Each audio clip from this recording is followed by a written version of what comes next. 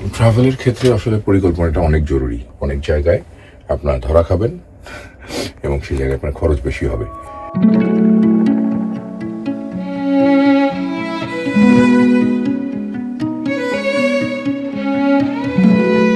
বিশ্বের অন্যতম বিলাসবহুল এয়ারপোর্ট, যার চাকচিক্যে তাক লাগে সবাই। কিন্তু আমি এখানে আটকে ছিলাম প্রায় 22 ঘন্টা। এর মধ্যে 6 ঘন্টা ঘুমাতে হলো কবরের মতো এক ঘরে, যার ভাড়া বাংলাদেশের মধ্যবিত্তের প্রায় 1 মাসের খরচের সমান। ভিসা জটিলতায় কাতার বিমানবন্দরে থাকার সেই গল্পই বলবো আজ।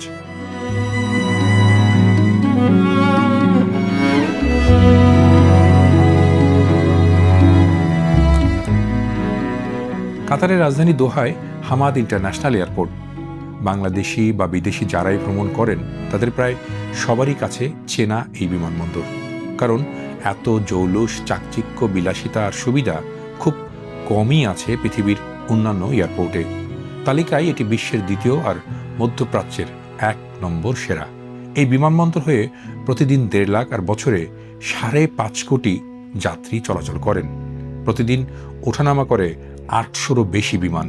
আমাদেরও যারা ইউরোপ আমেরিকায় থাকেন তাদেরও প্রধান ট্রানজিট বিমানবন্দর হয় এটি।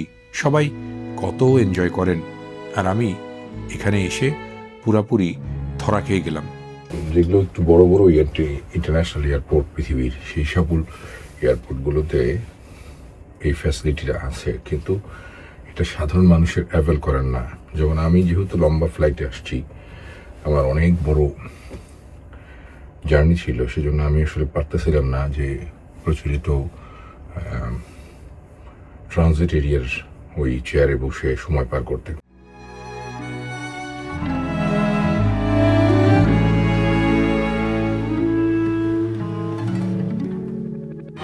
কাতারে বিড়ম্বনা যে এত হবে, আগে এটা ধারণাও ছিল না। পোল্যান্ডের রাজধানী ওয়ার্সো থেকে টানা 6.5 ঘন্টা উড়ে এলাম দোহায়, যাব দুবাইয়ে।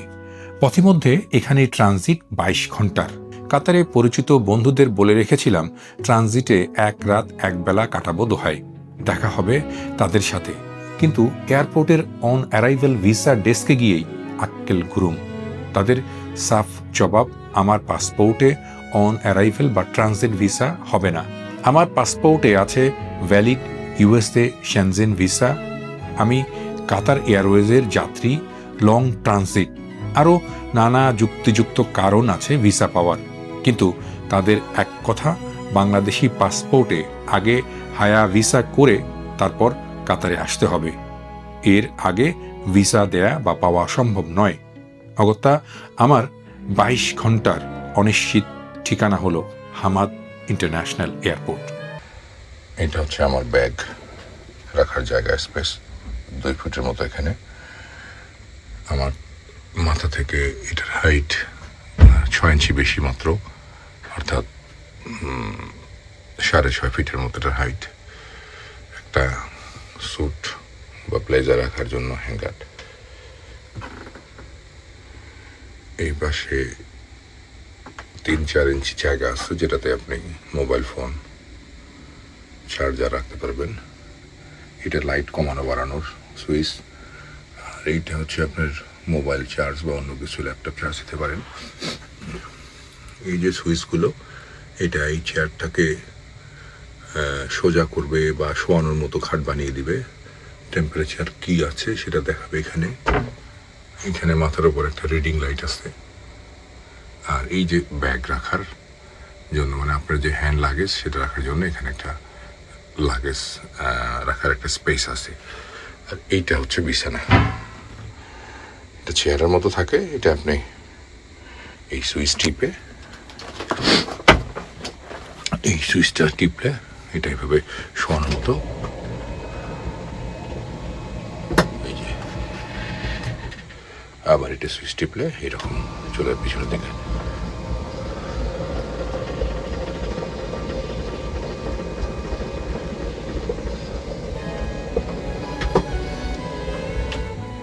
এইরকম করে এটাকে শোয়ানো এবং বসানো যাবে আর কি।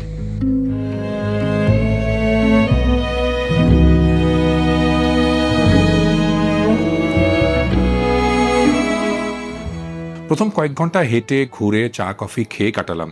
এটাও সস্তা নয়। এখানে 1 কাপ কফির যে দাম, তা দিয়ে ঢাকায় অনায়াসে 2-3 জন একবেলা ভরপেট ভালো কোনো রেস্টুরেন্টে খাওয়া যাবে। পেটে প্রচণ্ড ক্ষুধা, খুঁজছি সস্তা কিছু। অগত্যা ম্যাকডোনাল্ডস। আমার মতো আরও অনেকেই সেখানে গিয়ে ভিড় করছেন। বিপত্তি বাঁধল রাত গভীর হলে। অপেক্ষমান ট্রানজিট যাত্রীদের প্রায় সবাই চেয়ারে চেয়ারে ঘুমিয়ে পড়েছেন। আমি পারছি না। এই চেয়ারে শুয়ে ঘুমালেই ঘাড় ব্যথা করে। তাই খুঁজে পেতে উঠলাম এই ক্যাপসুল হোটেলে। রাত যত গভীর হয় এয়ারপোর্টটাকে তত অদ্ভুত লাগে। হাজারো মানুষ আছে, কিন্তু সবাই যেন একা এখানে। কিছু বাংলাদেশি যাত্রীকে দেখলাম হন্যে হয়ে তারা তার কাছে বলে বেড়াচ্ছেন, স্মোকিং জোন কোথায়, স্মোকিং জোন। আর কিছু মানুষ কোন দিকে কয় নম্বর গেটে তার ফ্লাইট হবে তা নিয়ে অস্থির হয়ে উঠেছেন। কেউ বাড়ি ফিরছে, কেউ নতুন জীবনের পথে, কেউ আবার আমার মতো আটকে আছে এই ট্রানজিটের রথে। অনিশ্চয়তা, ক্লান্তি আর দুশ্চিন্তায় 6 ঘন্টা ঘুমিয়ে খানিক তরতাজা হয়ে উঠলাম। এই ক্যাপসুল হোটেলের সমস্যা হচ্ছে এর সাথে অ্যাটাচড কোনো বাথরুম নেই। যেতে হবে এয়ারপোর্টের সেই পাবলিক টয়লেটে, সেটা খানিক দূরে। তো সেখানে আবার গোসলের ব্যবস্থা নেই। এই সুবিধা নিতে গেলে যেতে হবে লাউঞ্জে। গোসল আর নাস্তা করতে গিয়েও গুনতে হলো মোটা টাকা।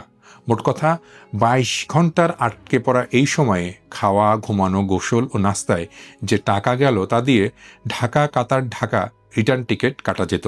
ট্রাভেলের জায়গায় আপনার সবচেয়ে জরুরি হচ্ছে একটা সঠিক পরিকল্পনা। আপনি যদি সঠিক পরিকল্পনা করতে না পারেন, কিংবা কতক্ষণ আপনার ট্রানজিট, কোথায় আপনি যাচ্ছেন, আপনার সেই দেশের ভাষা কীরকম, সেখানে আপনার খাবার বা অ্যাকোমোডেশনের চার্জ কীরকম, এগুলো আগে থেকে জেনে নিলে তখন সেটা অ্যাফোর্ড করা সহজ হয় এবং তখন আপনি সেটা মানিয়ে নিতে পারবেন। তাছাড়া আপনার যদি শারীরিক কন্ডিশন ওই রকম না হয়, আপনি যদি এক নাগারে 20-22 ঘন্টা জাগতে না পারেন, প্লেনে 12-14 ঘন্টা উঠতে না পারেন, তাহলে কিন্তু এটা আপনার জন্য কঠিন একটা বিপদ হবে। আপনি অসুস্থ হয়ে পড়তে পারেন, আপনার শারীরিক সমস্যা তৈরি হতে পারে এবং এই সকল সামাল দিতে গিয়ে একটা মোটা অঙ্কের টাকাও বাঁচা যেতে পারে।